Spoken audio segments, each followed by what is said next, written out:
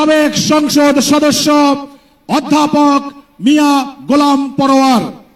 বক্তব্য রাখছেন বাংলাদেশ জামাত ইসলামীর সংগ্রামী সেক্রেটারি জেনারেল সাবেক সংসদ সদস্য অধ্যাপক মিয়া গোলাম পরোয়ার।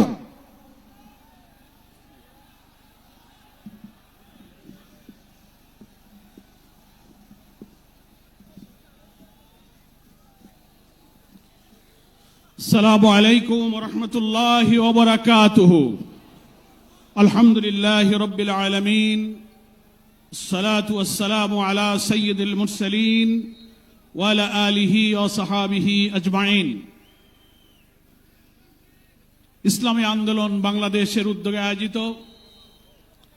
ঐতিহাসিক সোহরাওয়ার্দী উদ্যানে আজকের এই জনসমুদ্রের সংগ্রামী সভাপতি,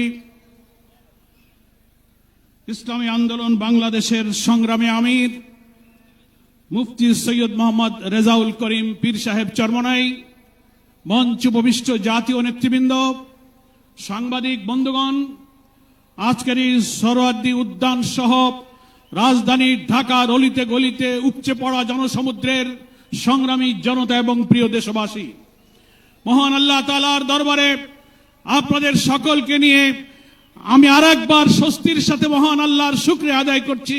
আলহামদুলিল্লাহ। শুকরিয়া এই কারণে, বাংলাদেশের ইতিহাসে, রাজনীতির ইতিহাসে আজকের দিন এক ঐতিহাসিক দিন। কেন ঐতিহাসিক দিন? মুসলিম উম্মার নেতৃত্বদানকারী দেশপ্রেমিক সকল ইসলামী দল, ব্যক্তিত্ব, স্কলারদের মধ্যে ভিন্নমত থাকা সত্ত্বেও আজকে একটি ঐতিহাসিক ঐক্যের যে পরিবেশ এবং সম্ভাবনা দেখা দিয়েছে, সৈয়দ মোহাম্মদ রেজাউল করিমের আহ্বানে আজকের ঐতিহাসিক মঞ্চে যারা বসে আছেন তারাই হচ্ছে এই ঐক্যের মহাকাণ্ডারী। সংগ্রামী ভাইরা আমার, আজকে নেতৃবৃন্দের উপস্থিতি এবং পীর সাহেবের সংগ্রামী ভূমিকায় তিনি আজকে নতুন ইতিহাসের স্রষ্টা হয়ে ইতিহাসে তার নাম স্বর্ণাক্ষরে লেখা থাকবে। সংগ্রামী দেশবাসী ভাইরা, আমি অন্তর্বর্তীকালীন সরকারের প্রধান প্রফেসর ডক্টর মোহাম্মদ ইউনূস আপনাকে বলতে চাই, আপনিও ন্যাশনাল কনসেনসাস কমিশন যেটা হয়েছে তারও আপনি চেয়ারম্যান, তার কো চেয়ারম্যান করা হয়েছে প্রফেসর ডক্টর আলী রিয়াজকে। আর নির্বাচন কমিশনের প্রধানকে আমি বলতে চাই, আজকের এই সমাবেশ থেকে, এই জনসমুদ্র থেকে এই বার্তা যদি আপনারা বুঝতে ভুল করেন, পিওর পদ্ধতি ছাড়া নির্বাচন বাংলার মানুষ গ্রহণ করবে না। আমি প্রধান উপদেষ্টা, নির্বাচন কমিশনার সকলকে বলবো, আপনি জাতির উদ্দেশ্যে নিরপেক্ষ থাকার অঙ্গীকার করেছেন। আপনার অঙ্গীকারের প্রতি আপনি সাবধান থাকবেন। আপনার কোন কোন ভূমিকায় জাতির মধ্যে কিন্তু সংশয় তৈরি হয়েছে। পরিষ্কার বলতে চাই, আপনি সোজা থাকবেন। আমরা আমাদের জন্য, কোন দলের জন্য আপনার পক্ষপাতিত্ব চাই না। 2000 ছাত্র জনতার জীবন, হাজার হাজার মানুষের রক্ত, 17-18 বছরের মানুষকে ফাঁসি, অত্যাচার, জুলুম, রিমান্ড, ক্রসফায়ার দিয়ে আলেম ওলামা পীর মাশায়েখদের যে নির্বাচন করেছেন, সেই সংগ্রাম আমরা ব্যর্থ হতে দেব না। ফলে আপনাকে অবশ্যই জাতির যে দাবি উচ্চকিত হয়েছে, নির্বাচনের লেভেল প্লেইং ফিল্ড আপনাকে নিশ্চিত করতে হবে। আপনি জাতির কাছে, জাতির উদ্দেশ্যে ভাষণে একটা কথা বলবেন, being a head of the government একটা কথা বলবেন, রাষ্ট্রীয় টেলিভিশনে একটা কথা বলবেন, কোন একটা দলের কাছে আলোচনায় গিয়ে সে কথা আপনি ভুলে যাবেন, এটা নিরপেক্ষতা ভঙ্গ হয়েছে। আপনাকে বলতে যে আপনি সোজা থাকুন। রাজনৈতিক সংলাপে আপনি দোষ করেননি, বৈঠক করার অধিকার সবার আছে, কিন্তু আপনি এক জায়গায় কথা বলে মত পরিবর্তন করবেন কেন?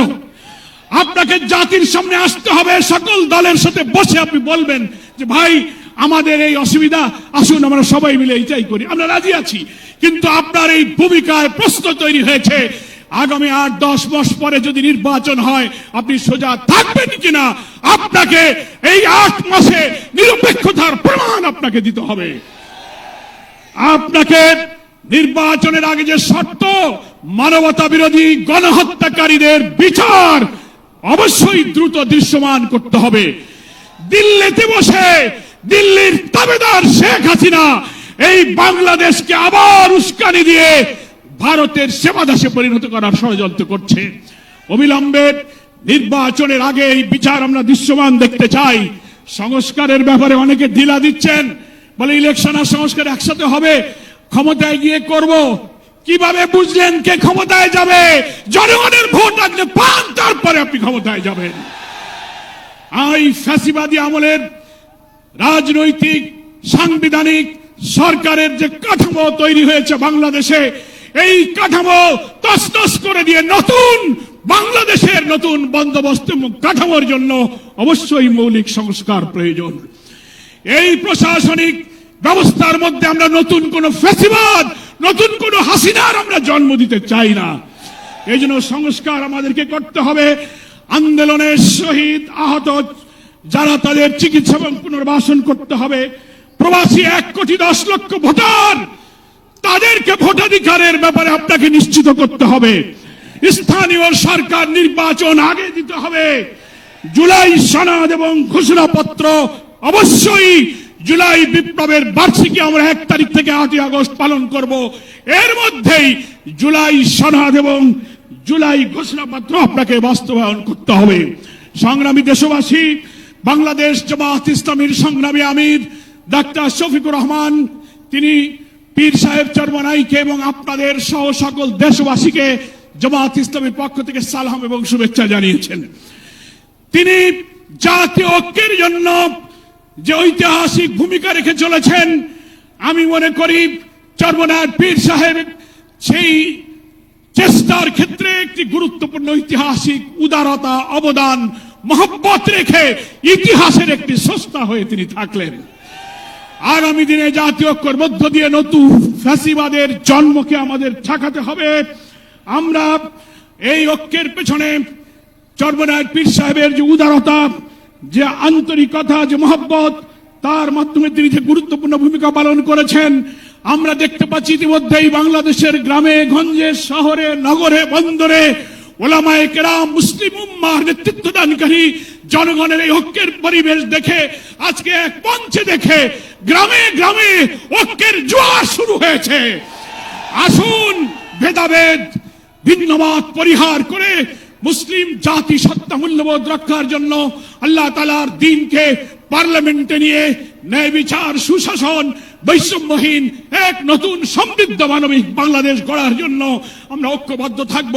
সকলকে ধন্যবাদ। বাংলাদেশ জিন্দাবাদ। ওমা তৌফিক ইল্লা বিল্লাহ।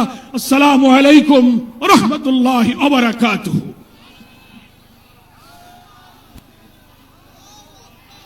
সকলের হাতের হাত পাখা এবং পতাকা